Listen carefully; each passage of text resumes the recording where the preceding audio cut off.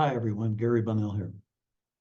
So the first video was about what we are as humans, physical body, evolving spirit, and an eternal soul.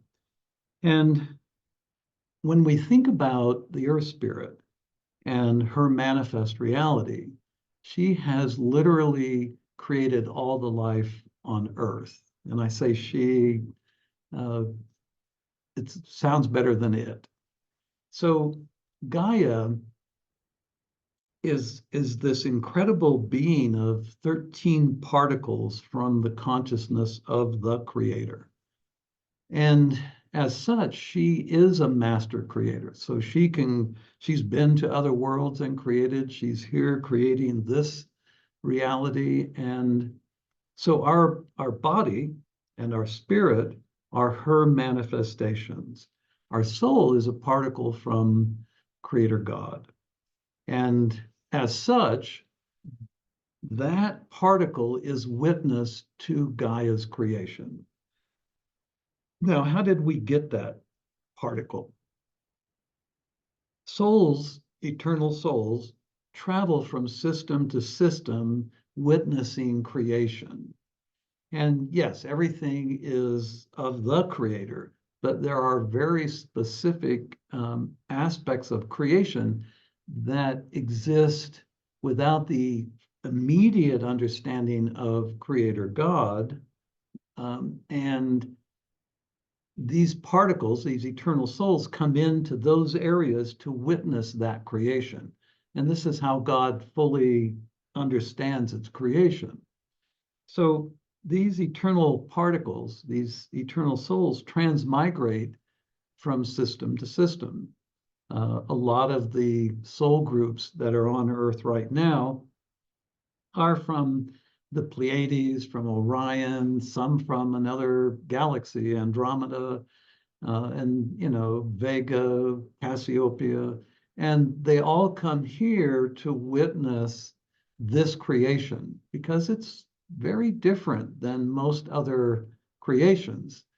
A lot of other creations simply have a body and a soul. They don't have a spirit. So in other worlds, there will be a body that's created, and then the soul inhabits the body, and the body is created for a very specific set of abilities and for a duration.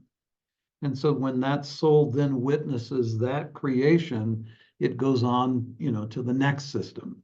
Well, on Earth, it's different because we have an Earth Spirit that's been every form of life on Earth, plant and animal. It holds within it all of that knowledge. And so when the eternal soul that has been to all these other systems comes in, the eternal soul then receives all of that knowledge of all life on Earth from that spirit's very first moment. So what you get is this incredible exchange of information, if you will, between the eternal soul and the spirit. The gift the eternal soul brings to the human spirit and the body is the opportunity to return that spirit and body back to pure energy. And that's the process of ascension. So as an Earth Spirit has explored and in every aspect has satisfied itself, it begins to expand its awareness into soul consciousness. The soul then begins to prepare the spirit for ascension and returning that incredible energy back into what Gaia would use in the next system that Gaia goes to manifest another world. And so I don't want to forget this. When the soul connects the awareness, the spirit awareness to universal mind, that soul can then take that spirit with it to the next system. So a lot of the souls that have come to Earth have in fact brought spirits here from other worlds. And there are life forms here on Earth that were originated in other systems, that once the eternal soul came in with that piggyback spirit begins to develop that form of life. So it's almost like there's a collaboration with Gaia. And when we look at Gaia, Gaia is this amazing celestial deity that if you could see that energy, it's bands of energy, and each band of energy has a corresponding life form on Earth. And as conditions and circumstances change within Gaia's manifestation, those bands can blend with each other and change. And so life forms can take on new aspects. The dinosaurs became the birds, and etc. So eternal souls, in order to collaborate with a human body and an evolving spirit, they have to come through a network of energy that was created by Logos. And it's like Gaia's boundary. Outside of Gaia's boundary is this incredible energy network, like a spider web almost. And what has created that spider web of energy are 12 logos. And those logos are one from each of the parallel universes, the 12 universes. So one logos is from our universe, and then the others are from those other 11. And they bring that energy to assist in the process of allowing souls to come into Gaia's consciousness or Gaia's manifest reality. And so when a soul comes in through a logos, it immediately, once it's through, it immediately enjoins with another soul of identical harmonic. And the reason for this is that if it didn't, the closer those souls descend into Gaia's consciousness, it's almost like this profound seductive state where if you had not enjoined for each other, you would probably get lost in this reality, because Gaia's consciousness is profoundly seductive.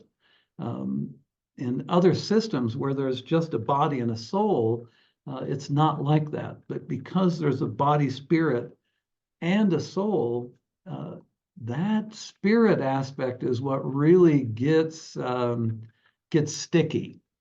And when the soul begins to work with the spirit awareness toward ascension, to take that physical body and that spirit back to pure energy, the pure energy of Gaia, then that we call that ascension. And then that energy can also aid in developing life systems in other realities. And so our eternal soul is basically a guide. Once spirit awareness gets to a certain level, then the eternal soul becomes a guide for that spirit toward the ascension process. Prior to the ascension, there's enlightenment, where the spirit awareness becomes connected to universal mind. And then right after that, shortly after that, there's illumination. And then liberation is the final step. And that's where these enjoined souls separate. They no longer need that enjoining to ensure that they get out of Gaia's creation. And that's where the ascension begins to happen.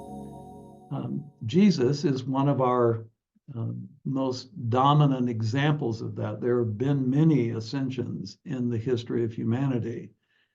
Jesus being probably the most dominant example.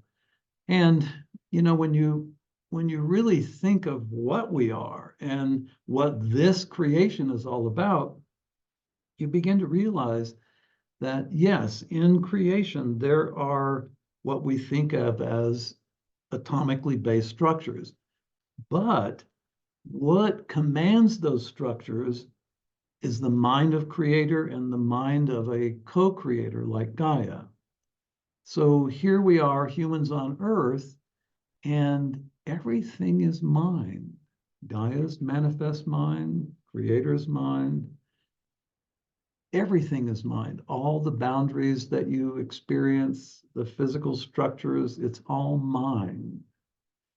And when you begin to understand that, it really is difficult to understand when somebody says, don't take life personally. Well, it's really difficult not to, because everything you experience is your mind. You kind of have to take it personally. But once the spirit awareness gets into soul consciousness, all judgment drops, all inner conflict drops. You now are this emerging pure being. You have a past, you have memory of all that. As a matter of fact, you'll be able to access all of the information from all of the timelines that your eternal soul has created. And in the next video, we're going to talk about enjoining oversouls and timelines. That gets a little complicated. So I hope this is clear enough, and we'll keep exploring this. So thanks for watching the video, and I'll see you again soon.